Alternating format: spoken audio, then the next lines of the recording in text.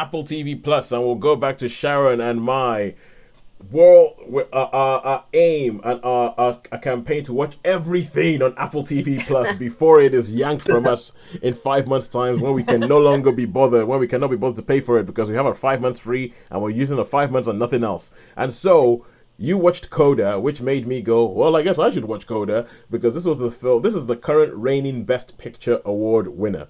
And so, Sharon, do you want to tell us what CODA is about? Yes, I had forgotten that fact actually until after I had watched it, because I thought, what a good film. But yes, the film is a CODA. It stands for Child of Deaf Adult. Yep. And so the CODA in this case is a young girl who has grown up as the only hearing member of her family. Both of her parents and her older brother are all completely deaf, and they rely upon signing when they work. But they all work together on a trawler boat in the north, sort of east of America, and they go out before school. She goes out on the boat and she helps them pull it in. And if ever the alarm goes off, or there's anything that she answers the radio for them. So she is basically the ears for the family. Yeah. But they normally run the boat themselves. But she has a secret that they aren't aware of, and that secret is that she loves to sing. Because it's not something that's part of their world. Music is, they listen to music, but because they can feel the vibrations and they can feel the beat. So music is, but the sort of singing is just not part of their world. And so she basically joins a choir, and the choir master discovers that she has a voice and a talent, and that she should do something with her talent. And then you get this conflict between her responsibilities towards her family and what she feels is her responsibility for her family, rather than to them. But she feels like in some ways she has to be there because she is the ears. Yeah. And it's in a hearing world, to be without hearing, you are excluded and you are separate. So they are a unit entire to themselves. They are part of a community but separate from it. So even though they know the fishermen, they know the women in the school, and they know but they are completely almost like disconnected from the community in which they live. So when she gets this opportunity to sing, there becomes this real conflict between where she feels she should be, i.e. looking after her family, even though she's a teenage girl, and that desire for her to pursue her own dreams. Yeah. Yes, and I have to say, I watched this film, and you've said it already. I watched it and I just thought, oh, that is a lovely little film. It's a lovely little film, and there were bits in it where I thought, oh, I hope they do this. I hope they, and like where they try and get you into the point of view of what it's like to, as you said, be a deaf person living in a world in a hearing world, and how isolating that can be. And there's one particular scene that they do that it links, because I think they've chosen something, the fact that she can sing. Like there's a bit at the beginning, right at the beginning, where she's singing on the boat, and she's singing quite loud, and it's the kind of scene where you have a family that you can imagine someone be, oh, shut up, oh, what's wrong with you, oh, who's killing a cat or something, and nobody says anything, and you realize, oh yeah, her family, her parents and her brother are deaf, so they don't have a clue what she's doing. they actually just don't know. And there's a bit during a concert that they do something with the sound in the film that I was just kind of like, that's great. There were a couple of things in the film where I was like, I really want this to happen.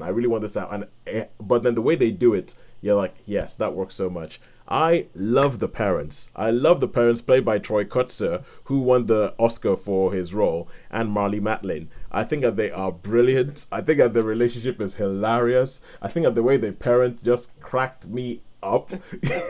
Cracked me up. I think that the parents are brilliant in it.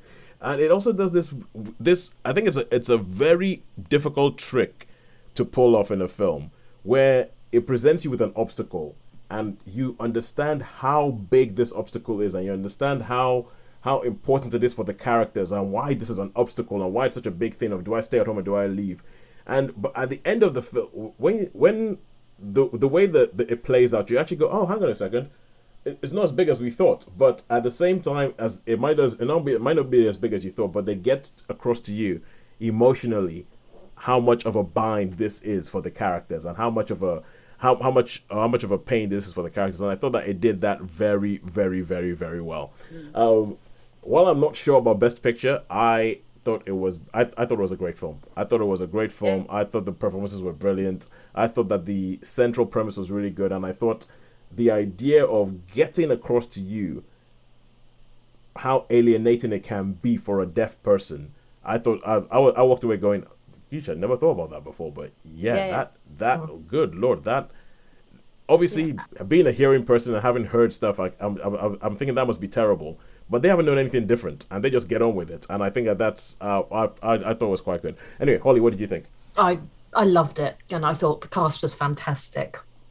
A real delight. It was a proper, give you all the feels sort of film. Yeah.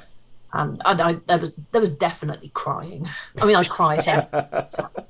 That's not really indicative of much, but I thought it was absolutely fantastic. Loved it, and I thought it really did deserve, the recognition it got. Given it is, I mean, it's the first of its. We've not had anything of its ilk before. Mm. Yeah, I think so. I think this is a film that I will maybe put on the shelf with Little Miss Sunshine, but a little bit behind Little Miss Sunshine, because I think Little Miss Sunshine is pretty much a perfect film. I think, but the same way that it takes a family, it takes something that looks like it should be a tiny thing, but it actually shows you how important it is and what it means to these family members. I love Little Miss Sunshine, and I looked at CODA and thought, yeah, put that on the shelf right behind it. Anyway, if I start talking, I'm going to start talking about all the bits that I wanted to happen in the film that did happen, and how some of the moments when they happened were a little bit magical. I don't feel that bad saying that we're a little bit magical. So, how many stars? There were standout moments throughout. I thought it was really good, and the fact that it wasn't depicted as a perfect family, in that they didn't argue, they didn't have their disagreements, they didn't shout at each other. As families do, because I think we often see a depiction of families on film where a happy family has to be one that doesn't disagree with each other. Yeah. Or whereas you can still fight, you can bicker, you can get cross, you can get fed up, you can say, you know what, I need a day off from you lot, and still be a loving, happy family. So I thought, to me, it looked like it was more of a realistic depiction of family life than lots of what we see as happy families on screen. So no, I really rated it. I don't think I cannot stress how much I love the parents. They were almost like teenagers. I mean, that's hilarious. Oh, all right. Sorry. Okay. Before. Okay. How many stars would you guys give it before I go too far? I know, Sharon, you first. Well, I'm torn about this one. I think it's easily a 4. But is it tipping over into a 5? Because in some ways I can't find any flaws in it, as in bits that really wound me up. So I think on the way I sort of determine how I rate films, I think this is a 5-star film, because I can't find anything to take anything. Normally I start with the perfect score, then I deduct points for things I don't like, and I don't think I can delete anything from this film, so I would give it a 5. I don't think you've ever given. I think you've perhaps only given one 5-star before. Yeah, it's rare. It's a rare beast. Yeah, rare beast indeed. Wow. Holly?